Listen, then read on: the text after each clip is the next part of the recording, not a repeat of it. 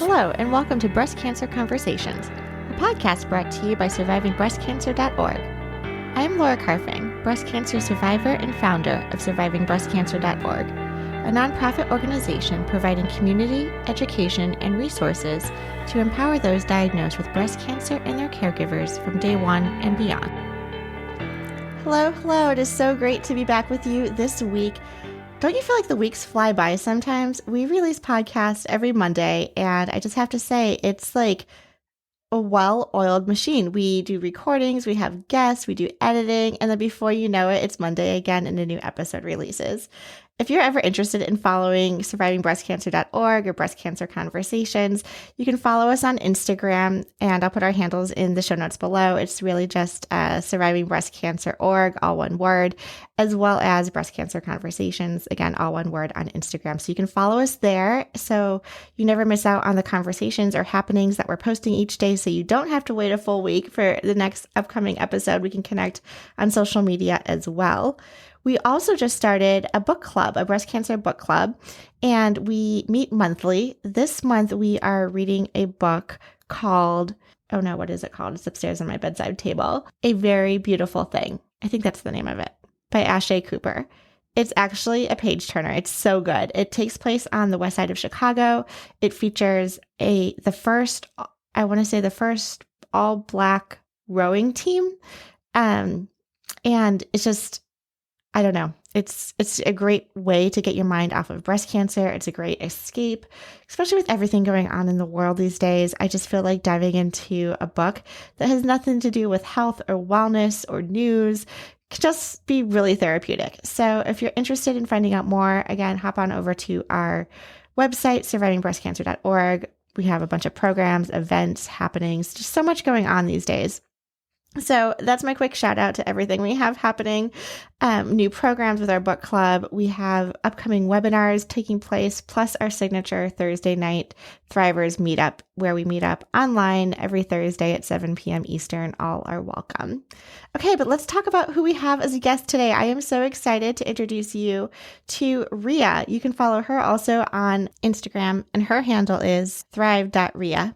She is originally from California, currently living in the Seattle, Washington area, and we have a great conversation lined up for you today.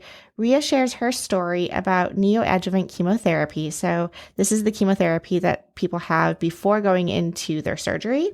And so she had chemotherapy first, ended up going into surgery for a single mastectomy, direct to implant, but there was an infection. She ended up changing course. I feel like, we have these plans. We go under anesthesia. We have what we think is going to be a direct mastectomy to implant. But what we don't anticipate, even though we hear the laundry list of risks associated with surgery, we never think that infections will happen to us. Today, we have Ria to share about her journey with her single mastectomy, what happened after her infection, the grieving process, how we grieve with the loss of a breast, and ultimately how, at the end of the day, we just want to be alive and thrive. Welcome to the conversation.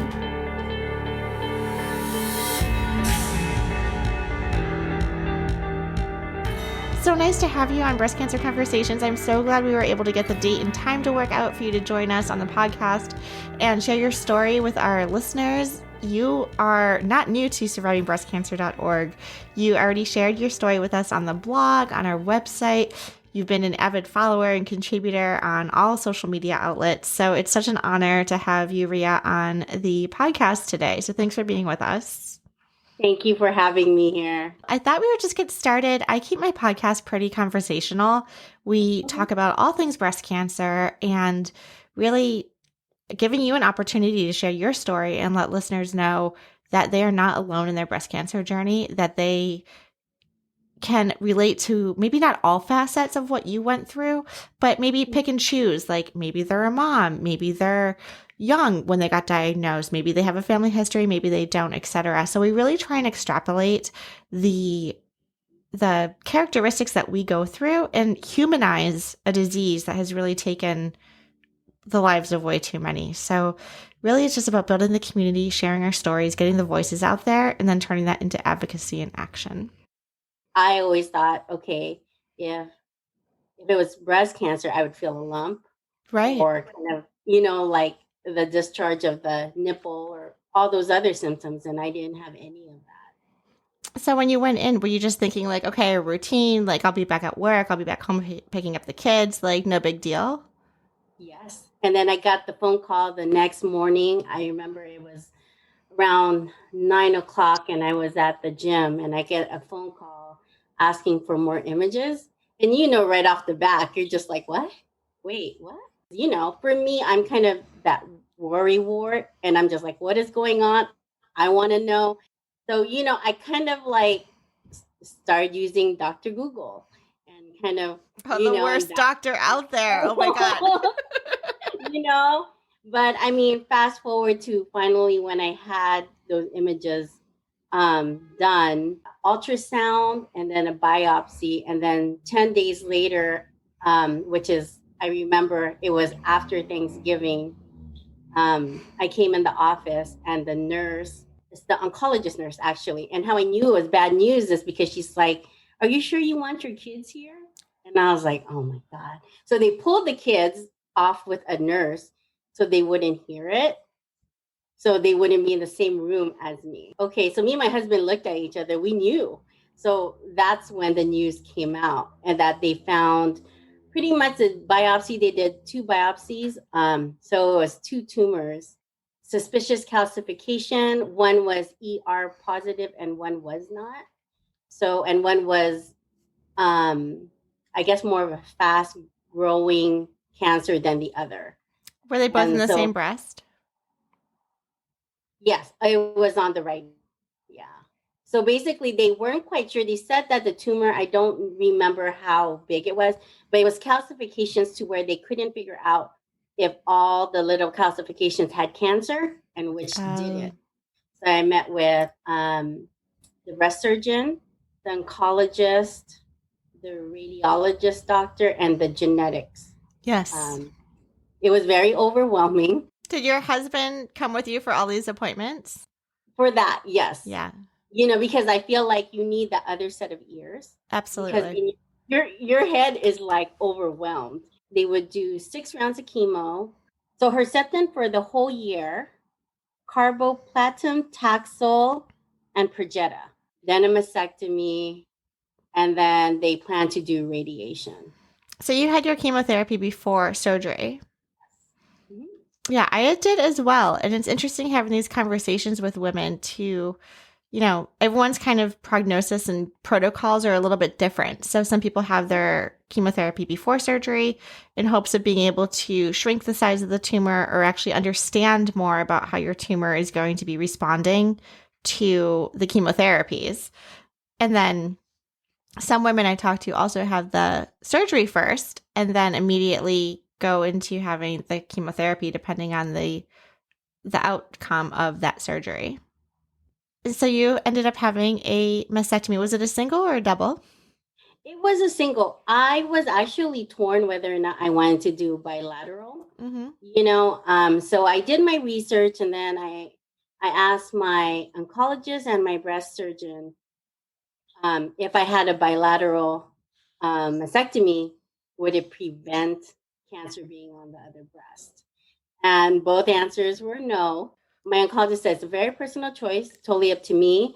My breast surgeon said also it's a personal choice, but if it's nothing wrong with that breast, why fix it or something like that, Yeah, yeah. And Well, that makes total so, sense, right? Like if you have healthy tissue, yeah, why cut out the healthy tissue? Like if we have a stomach ache, right, we don't go and like take out our stomach, right? Like we deal with it. right. So I understand the resistance from the surgeon side of understanding like, okay, if it's healthy, why do we want to touch it?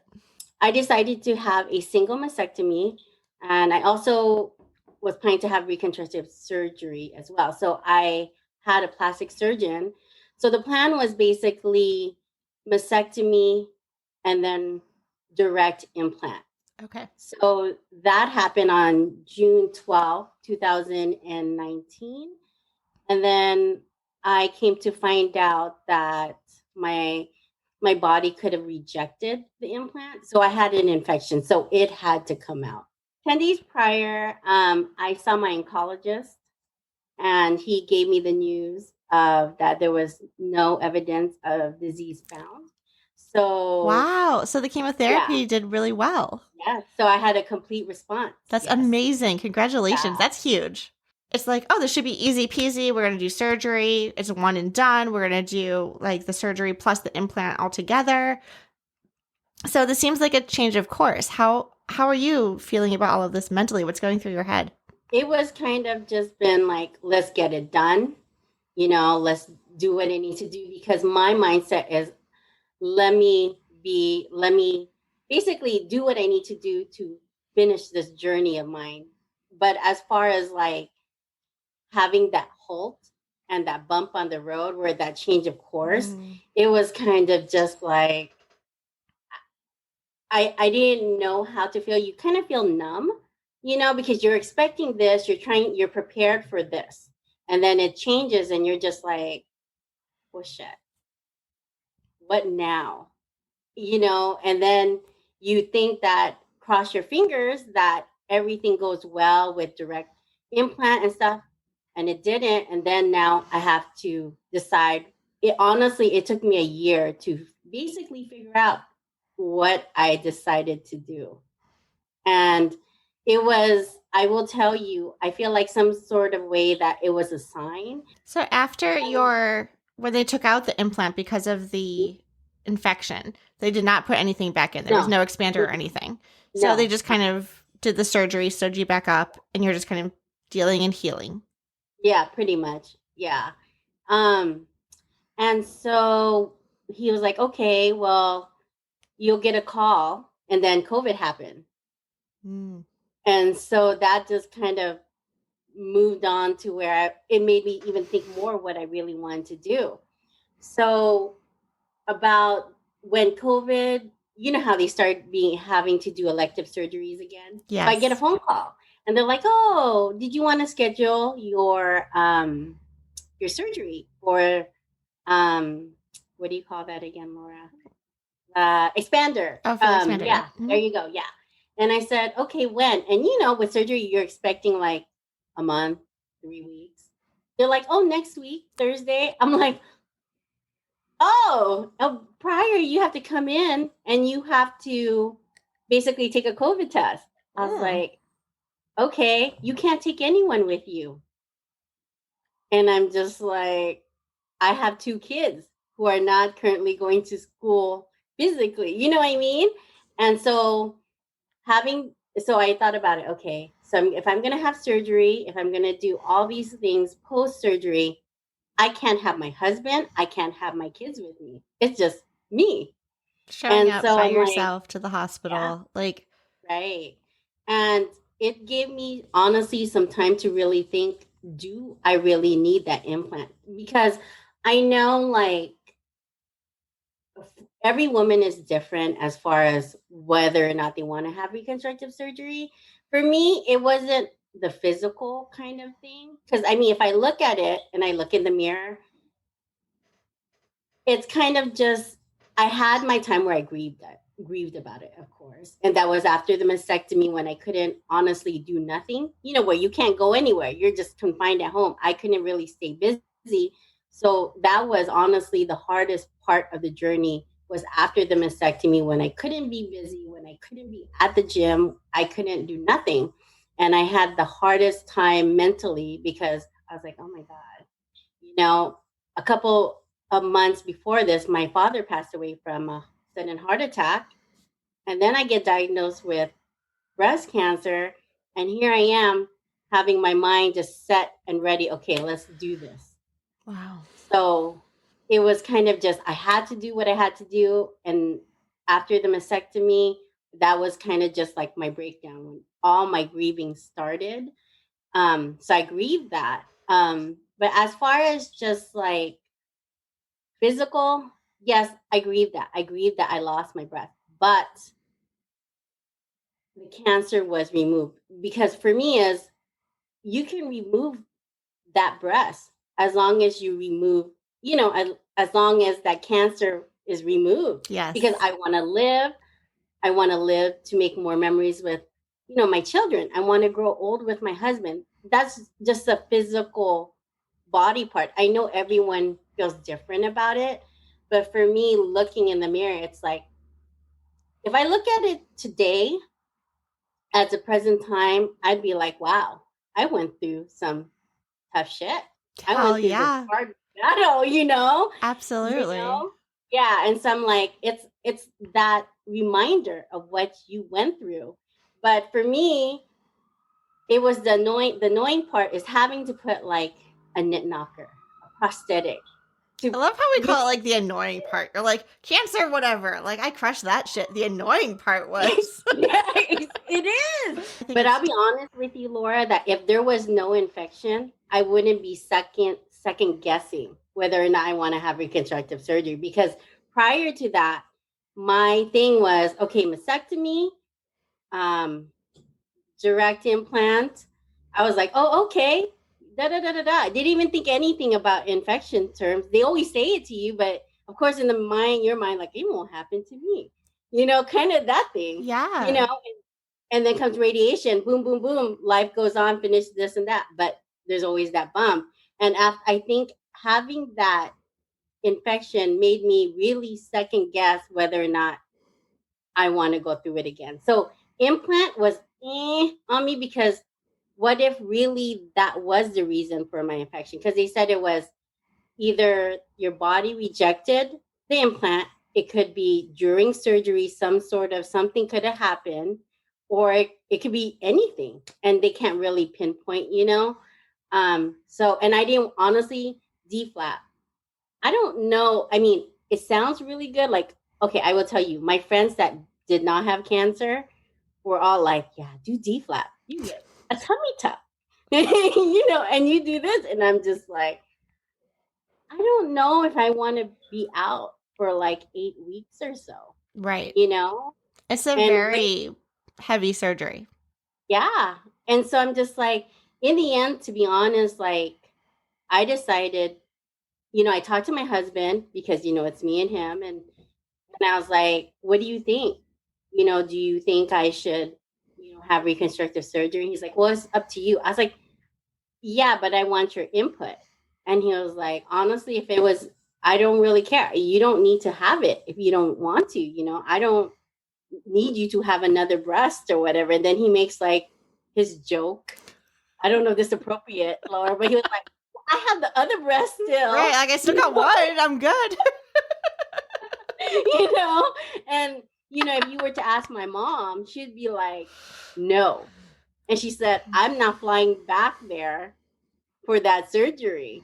So, Right. Like I the really, goal was to get rid of the cancer, right? So yeah, like we got that rid of the is the goal. cancer. That Yes. was successful. When me and my husband are no longer here, though he has a sister, I want him to have a bright future, you Yes. know? Absolutely. So it's important. Does, another breast or some sort of breast, because it'll never be the same. Is that more important than my child's future? No, it's Right. not. Right. So my thing is what was important is the cancer was removed, that chemo helped remove that cancer, and that I'm in remission. And one thing is one of my breast sisters, they call breast sisters, told me is enjoy your remission. Mm. Because behind being confirmed, oh, you're in remission, you have beat cancer, that cancer is still in back of your head, and it's tough to go through. But yeah, so I decided to stay flat on one end. Are you happy with how the ultimate surgery is then aesthetically with the flat side? It's fine. I mean, it's not like they call it that actual closure where they make everything. It doesn't really matter to me. I feel like it's semi flat, not completely flat, because you still have that kind of. It's not like that. There's no tissue, but just kind of that skin. So there's still a little bit of Sure. breast, but not necessarily. To me, it is what it is. Yeah. You know, um, it doesn't really bother me. And you have such a positive mindset around all of this, like focusing on your children, focusing on your son, just moving on. Like you beat cancer, you're in remission, you are happy. Like to me too, it's the same thing. Like it took me a long time, similar to you. I was doing the chemotherapy before my surgery. So one day it was like, I'm doing a double mastectomy, I'm getting implants. Then the next day was, I'm going flat. I don't want any more surgeries. I don't want a foreign object. Like I'm just, it changed like the wind. Like it depended on the day. At the end of the day, it's like we need to feel comfortable when we look in the mirror. And whatever that takes for us to get there, if that is having an implant, if that is having reconstruction, if that is going flat, like we need to find peace with ourselves. I think you bring up some excellent points about grief and how people manage grief. Well, exercise was my big thing. So even through chemo, I was still exercising. So that was my form of therapy. When I would think about what I'm going through and how horrible the chemo side effects are, I still push through it. No matter what, I still push through it. But as far as grieving mentally for it, with the whole cancer journey, I wasn't, like I said, I wasn't able to really sit there and grieve about it until after surgery when I couldn't do nothing. And that's when my whole mind kind of just, everything starts running through. And I decided that, let me see, what went through my mind? It was kind of like, I can't believe, this is happening. Kind of the thing is, why me? I feel like, gosh, I have a child already with autism. I just lost my father. And then I'm just like, and now I'm here with breast cancer. I thought about it. I was like, but the important thing is I'm still alive. After a few months that I've spoken to you, I decided to create that cancer Instagram. I just made the group. I wanted to basically have a group of women who, uplift, empower, support one another. I honestly didn't think it would be where it is right now. So I didn't even think of making a name for it. Sure. So as far as glowing up after cancer, my friend Heidi was the one who thought of that name. And that's also, Jill joined into that group. And it's honestly, it's like a sisterhood bond. Nice. Where, if one is going through something, all of a sudden you'll get all these DMs from the girls and they all kind of support you. And with this group, it's not just breast cancer, it's all cancers. Positivity, uplifting, sisterhood. And that's a personal mind shift, right? Because I think a lot of times, especially in the cancer world, we talk about like how many of us have lost friends because of our diagnosis? How many of us have had relationships that have changed in nature because of our diagnosis? And, we don't want to become in a situation where a friend of ours has a recurrence and we retract because we're scared. So how can we do some deep healing personally, internally, so that we can be stronger in there for our counterparts? I'm so glad for this community. I'm so glad for our conversation. I'm so glad that our paths crossed across the US. I mean, it's just, I'm just so grateful for, the silver lining. And, if you asked me like 5 years ago, if you thought I'd be running a nonprofit for breast cancer, that would not be my career path. Right. And here I am, and I get to have incredible conversations with you, with Jill, with amazing women in our community to elevate these voices, to get the information out there, to share these stories because they're tangible, they're real, and they're unique and authentic. And I just love that. So, Ria, thank you so much for being on our podcast today, for sharing your details and your stories and your advice, and letting our listeners know also about your community and how they can get involved. So I really appreciate that. Thank you. Thank you for tuning in and listening to our podcast. If you would like to find out more about our organization and upcoming events and ways to connect, you can find out more by visiting our website at survivingbreastcancer.org. I would like to acknowledge that all of the information on our podcast is from personal experiences, and it is not a substitute for professional medical advice. You should always consult your medical care team. If you're looking for specific topics or would like to be a guest on our show, feel free to contact me directly at laura@survivingbreastcancer.org. And of course, we have a couple social media handles you can follow us at as well. For example, Surviving Breast Cancer org, all one word, as well as our podcast specifically, Breast Cancer Conversations. Until next time, keep on thriving.